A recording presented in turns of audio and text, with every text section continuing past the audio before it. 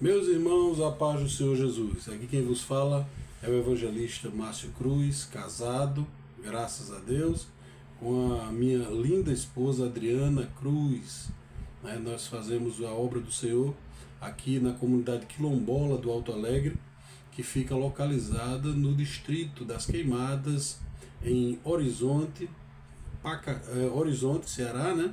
E nós somos do Ministério Templo Central. O nosso presidente, pastor Eliakim Rodrigues de Souza, para quem já mandamos um abraço, e para toda a sua equipe, os obreiros deste campo que trabalham servindo ao Senhor.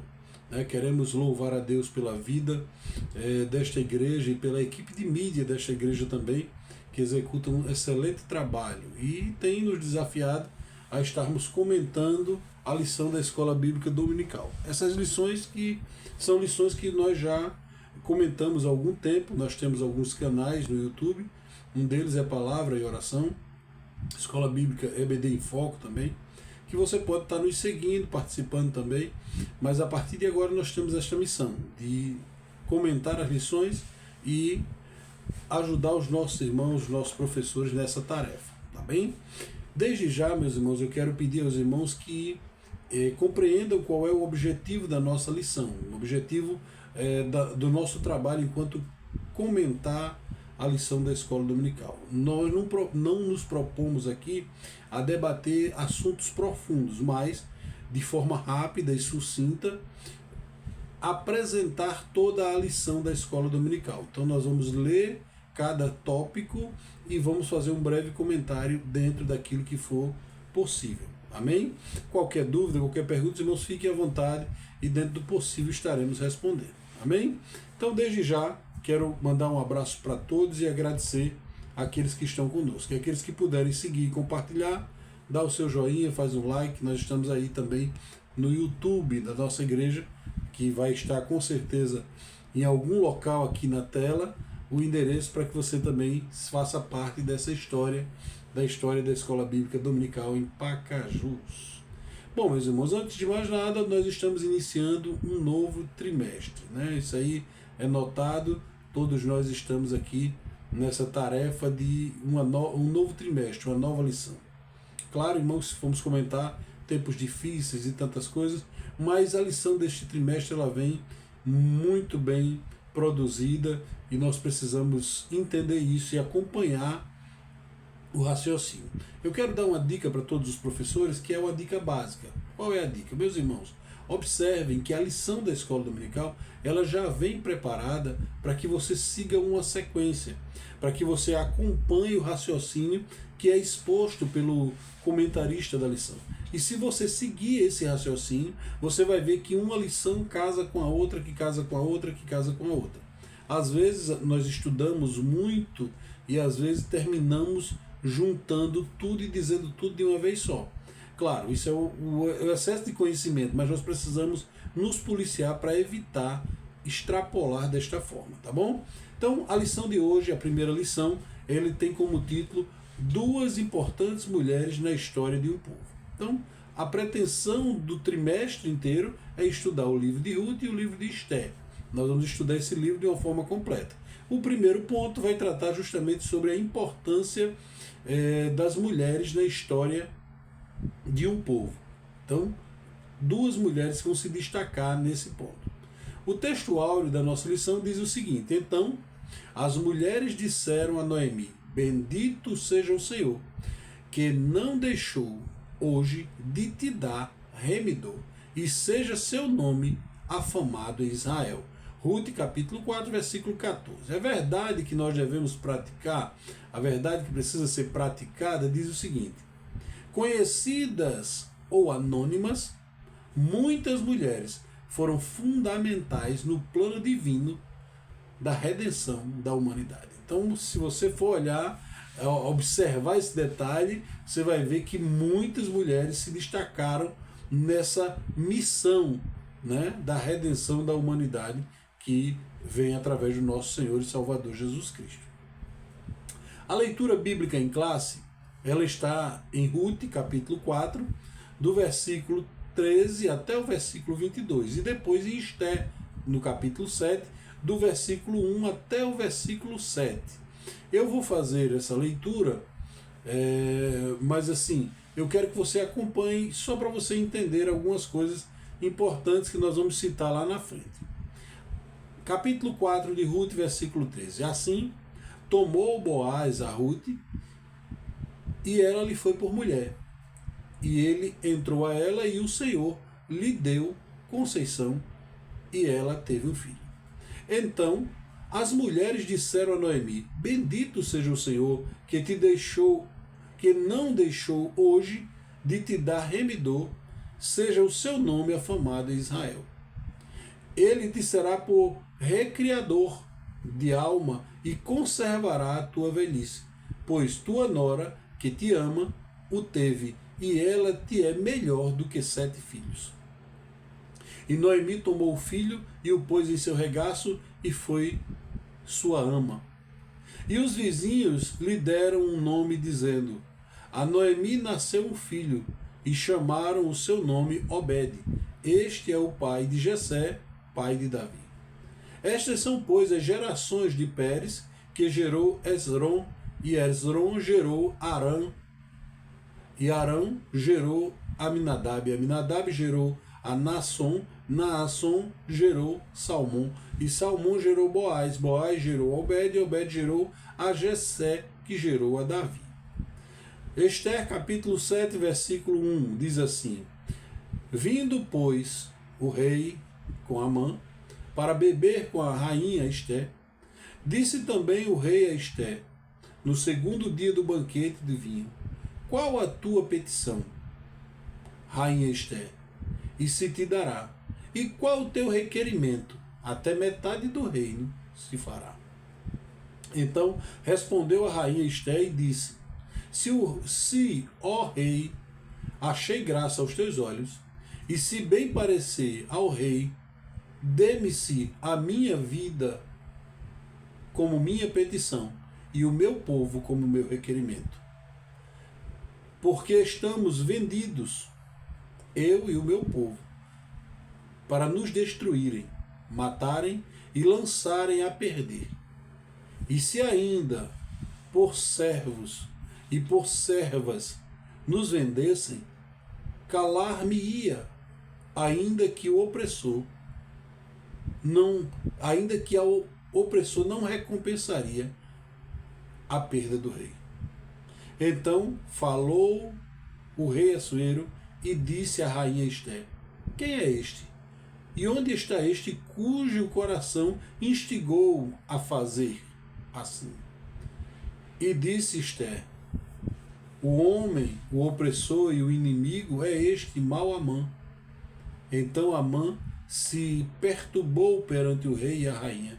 E o rei, no seu furor, se levantou do banquete de vinho para o jardim do palácio. E Amã se pôs em pé para rogar a rainha Esther pela sua vida, porque viu que já o mal lhe era determinado pelo rei. Duas histórias lindas e maravilhosas que nós precisamos meditar e estudar, né? Então isso é muito importante. Eu quero frisar uma coisa muito importante, que esses comentário desta lição, desse terceiro trimestre, ele é feito pelo pastor Silas Queiroz, que ele é membro do Conselho de Comunicação e Imprensa da CGADB, ele é jornalista, bacharel em Teologia e Direito, procurador-geral do município de Ji-Paraná e também atua como pastor nas congregações em Ji-Paraná, onde ele reside. Então, esse é o currículo do nosso comentarista e que vale a pena a gente estudar e comentar os temas, certo? Qual é o objetivo dessa lição de hoje? A primeira lição, a primeira ideia aqui é apresentar um perfil de Ruth, a moabita. Segundo, traçar um perfil de Esther, a judia que ascendeu ao posto de rainha. E terceiro, refletir a respeito da mulher cristã como protagonista no reino de Deus. Isso é muito importante a gente comentar esses perfis para a gente entender como Deus trabalha nas entrelinhas da nossa vida. Às vezes imaginamos assim, ninguém me conhece, ninguém sabe quem eu sou, eu não sei para que nasci. Você vai perceber que essas mulheres, elas tiveram uma influência extraordinária, porque Deus direcionou a vida delas e o tempo da vida delas, com um objetivo específico. Bom, precisamos introduzir essa lição dizendo que tanto Ruth quanto Esther são dois livros que levam o nome de mulheres, registram duas das mais belas e extraordinárias e dramáticas histórias da Bíblia Sagrada. A primeira, ocorrida em Moabe e Belém, no período dos juízes, e durou aproximadamente de 1375 a 1050 a.C., provavelmente 325 anos. A segunda história ela vai ocorrer na Pérsia, depois do cativeiro babilônico, entre 483 e 473, 10 anos aproximadamente. Tanto Ruth quanto Esther vieram de épocas e circunstâncias de contexto muito diferentes. Cada uma viveu uma situação bem diferente da outra. Mas tem algo que se destaca entre elas, né? São as virtudes, tanto espirituais quanto morais. E eu já quero frisar isso aqui.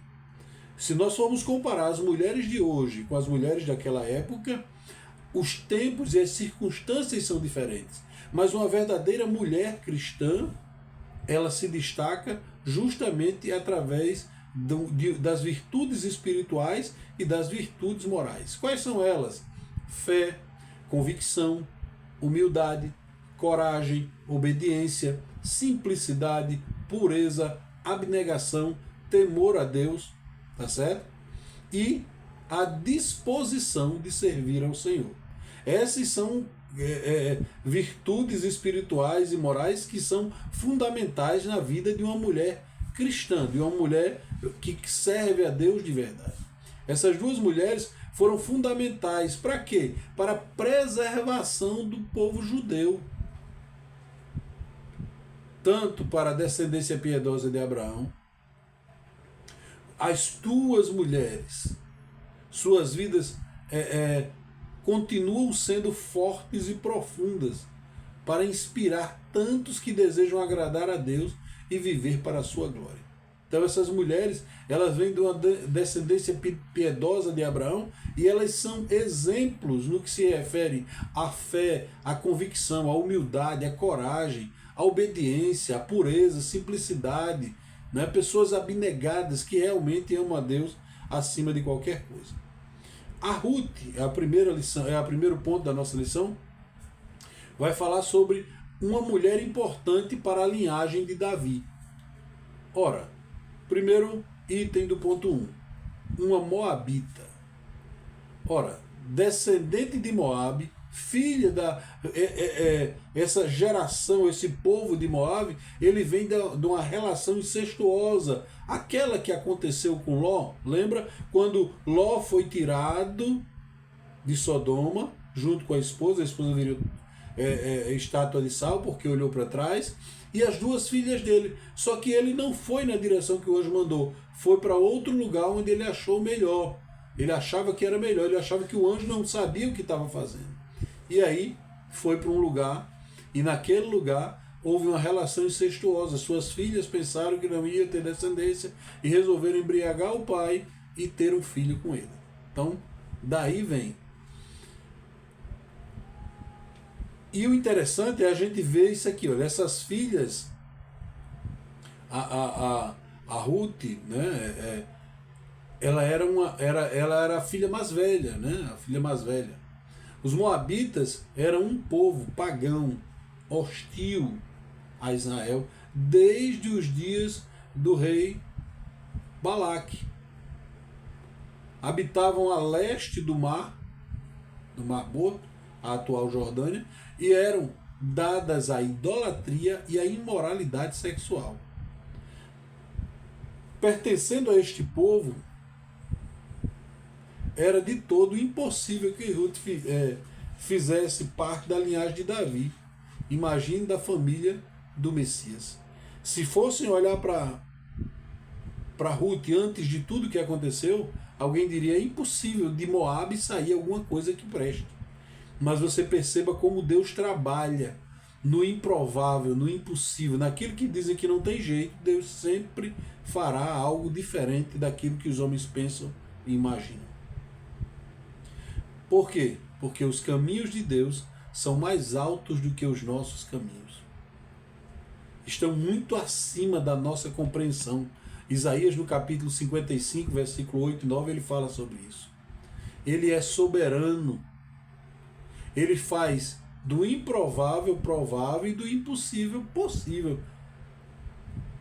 Por isso, irmãos, é que nós cremos nele e devemos tremer na sua presença. Nós devemos temê-lo, obedecê-lo, sem se importar com qualquer condição. Nós precisamos reverenciar e honrar esse Deus, independente do que ele pode fazer conosco. Por quê? Porque ele pode tudo.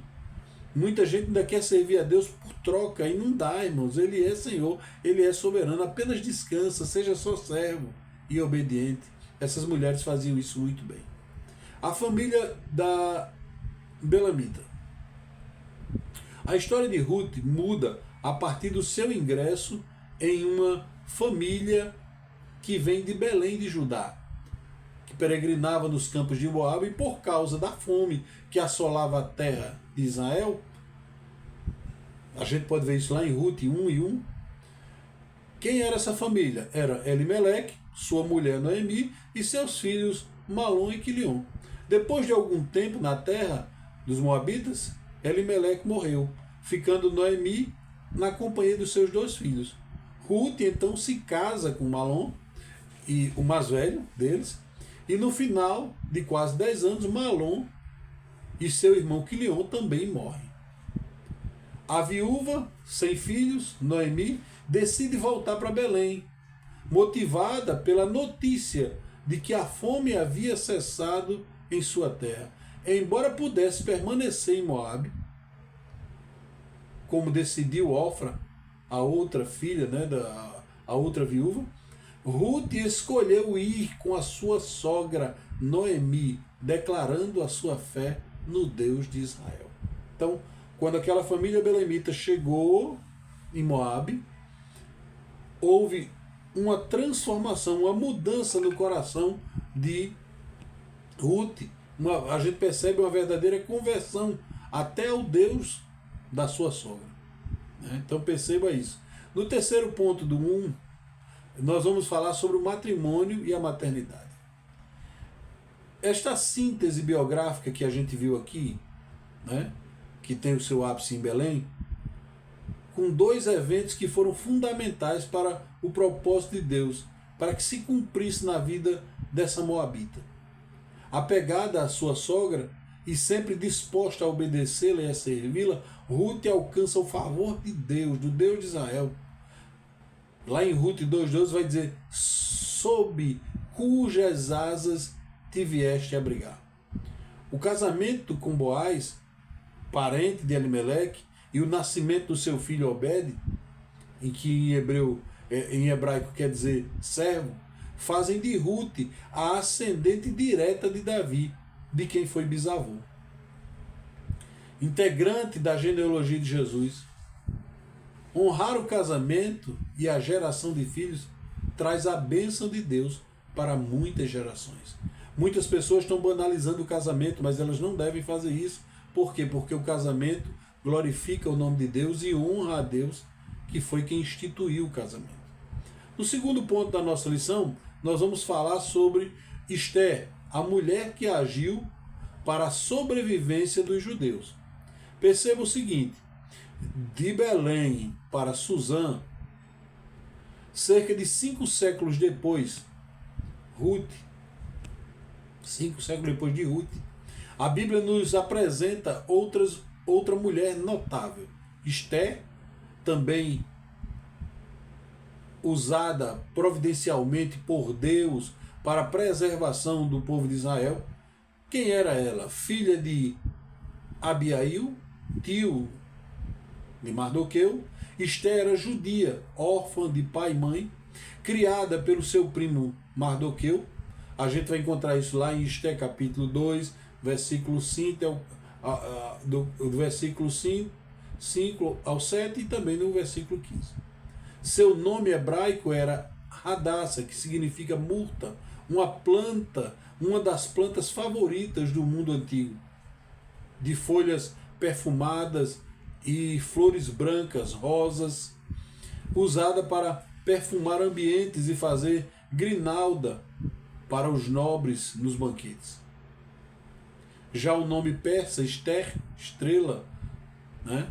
Esther fazia parte da geração dos judeus nascido no cativeiro, conforme Isaías e Jeremias haviam profetizado. O fim do cativeiro babilônico foi decretado por Ciro, rei da Pérsia, no século 538 a.C.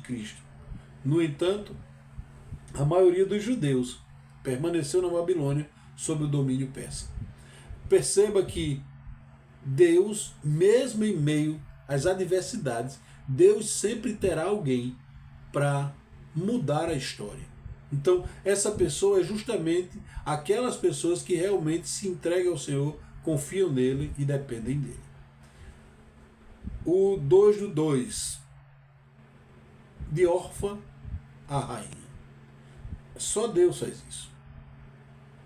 Suzã era a capital do novo império. Lá vivia Esther, Mardoqueu, entre os filhos de outros judeus.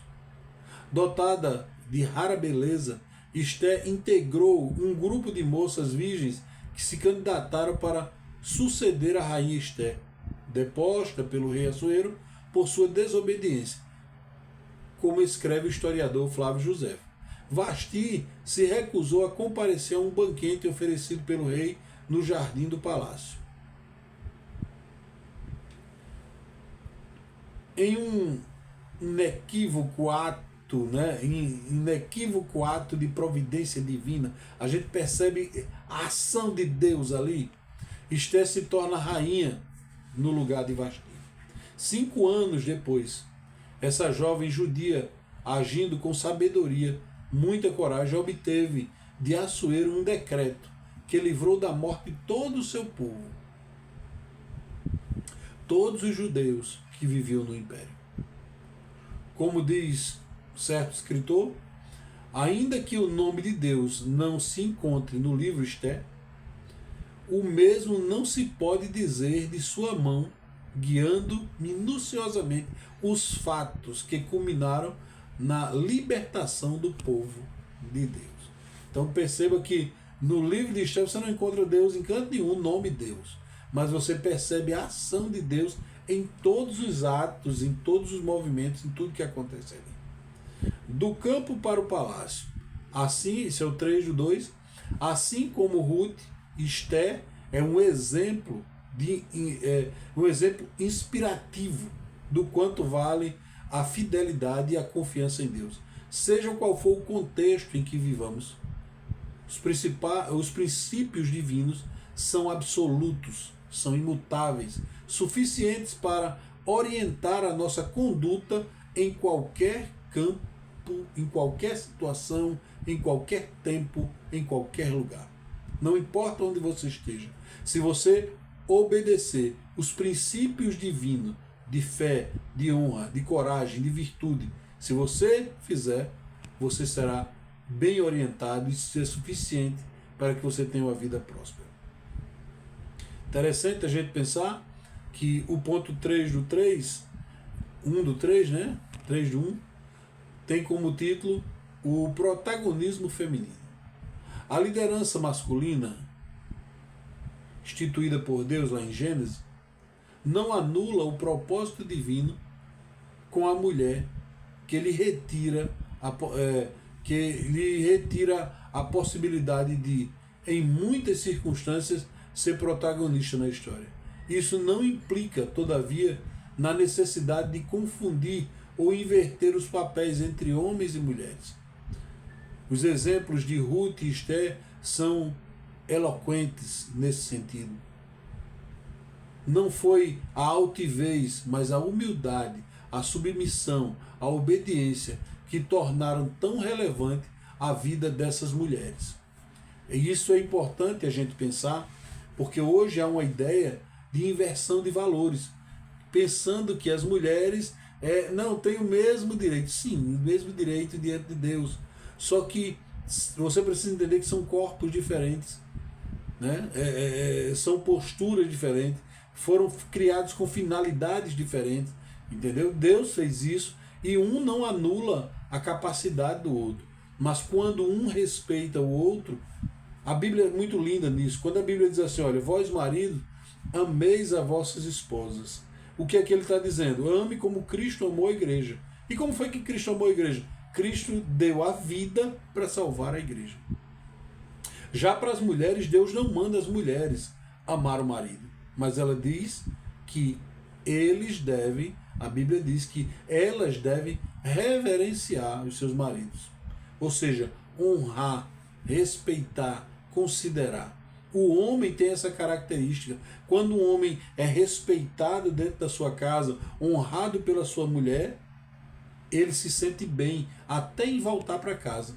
Mas às vezes quando chega em casa, que só encontra uma confusão grande, ele não tem ânimo para voltar. Porque o homem, ele precisa do que Deus disse, de honra e de consideração. As mulheres precisam de quê? Ser amadas. Quem ama é capaz de dar a vida pela pessoa amada. Essa é a principal diferença que eu quero destacar aqui, certo? Então, o ponto 3 do 2 diz o seguinte: 3:2, cumprindo os papéis. Ora, Noemi dá testemunho de que Ruth cumpriu bem a função de esposa. Seu extraordinário relacionamento com a sogra não nos permite outra conclusão, senão ambos eram mulheres sábias. Ambas eram mulheres sábias, que conheciam bem os seus papéis, o que é fundamental para uma boa convivência em família, inclusive entre nora e sogra. Então, é importante destacar isso aqui. Uma não pode competir com a outra, até porque cada uma tem funções diferentes. O relacionamento entre elas deve ser um relacionamento de respeito, de honra. Uma cria e a outra cuida, e assim vai seguindo, né? Então a gente precisa entender esses detalhes. Outra coisa, a educação familiar. Não foi apenas a beleza de Esther que fez ser escolhida a rainha, mas também sua humildade, o seu bom comportamento no palácio. Apesar de órfã, Esther sabia, né, havia recebido uma boa educação de Mardoqueu, a quem devotava obediência e profundo respeito. E no lar que somos forjados, é justamente no lar que somos forjados para os grandes desafios da vida. E eu encerro dizendo para você justamente esses 3 pontos, destacando esses 3 pontos aqui. Apesar de Esther ser órfã, mas ela teve uma boa educação. E essa educação levou a ela a devotar obediência àquela pessoa que ensinou. Então, pai e mãe, principalmente as mães que ficam, na teoria, mais tempo com os filhos, ensine, eduque os seus filhos, ensine a eles o respeito, a honra, os princípios, porque é justamente no lar aonde essa pessoa é forjada para os grandes desafios da vida. Se uma criança ela nunca recebe um não na sua casa, chegar na vida ela vai receber. E aí ela poderá ser uma pessoa triste e angustiada. Por quê? Porque dentro do lar ela não foi forjada nesse sentido. Ela não foi ensinada desta forma. Portanto, meus irmãos, Deus continua usando mulheres para cumprir os seus propósitos. Algumas se tornaram conhecidas e têm os seus nomes registrados na história, como Ruth, Esther, outras como a mulher de Noé. Vivem a vida toda no anonimato, mas nem por isso deixaram de exercer um importante papel. O que seria do patriarca Noé sem a companheira fiel do seu lado quando cumpria a missão divina que receberam? O reino de Deus, seja homem, seja mulher, é importante. E não é quando a pessoa aparece, mas quando o Senhor é glorificado no coração das pessoas. Então entenda isso hoje. A maior importância não é o seu destaque, não é o seu nome aparecer. O mais importante é você estar fazendo e cumprindo a missão que Deus lhe deu. Se a sua missão é cuidar do seu lar, do seu marido, cuide. Se a sua missão é prover para a sua casa, faça isso com alegria. Se a sua missão é suportar, então suporta, porque Deus vai te honrar no tempo certo. Essas mulheres se destacaram em tempos diferentes, fazendo a obra de Deus. Então, não canse, não pare, siga em frente, porque certamente Deus tem o melhor para a tua vida. Que Deus em Cristo vos abençoe. Que a bênção de Deus esteja sobre a tua vida e sobre a sua família. Deixa eu fazer uma oração por você que está comigo. Senhor, meu Deus e meu Pai, eu quero pedir ao Senhor, abençoe esta pessoa, Senhor, que está nos acompanhando nos comentários dessa escola. Que eles sejam ricamente abençoados, que eles possam ser prósperos em tudo que fizerem e que o teu nome continue sendo glorificado em suas vidas. É o que eu te peço, te agradeço em nome de Jesus. Amém. A paz do Senhor e até a próxima, se Deus quiser.